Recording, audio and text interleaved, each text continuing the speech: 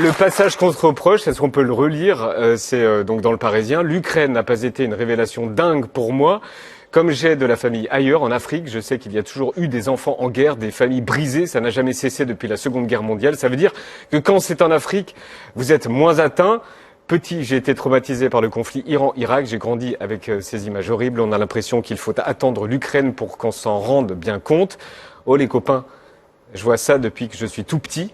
Quand c'est loin, on se dit que là-bas, ce sont des sauvages. Nous, on ne fait plus ça. Et tu rajoutes dans la version longue, comme en Chine avec le Covid. Voilà, des gens qui savent lire comprennent ce que j'ai voulu dire. En fait, si tu veux, il y a un système qui est en place. À chaque fois que je sors de ma petite cachette avec ma petite barbe, on vient aller me chercher des polémiques, des trucs, enfin, sur ce que j'ai dit pour que je rentre dans des explications. J'ai pas envie. Ce que j'ai dit, je l'ai dit.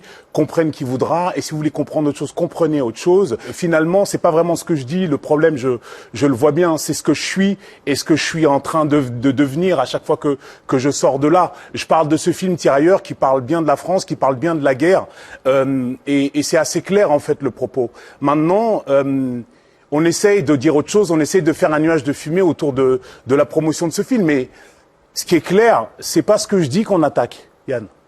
C'est moi. Et c'est pas un problème. Trop tard, les gars. Ce que je refuse de faire, c'est de me justifier, parce que je ne dois rien à personne.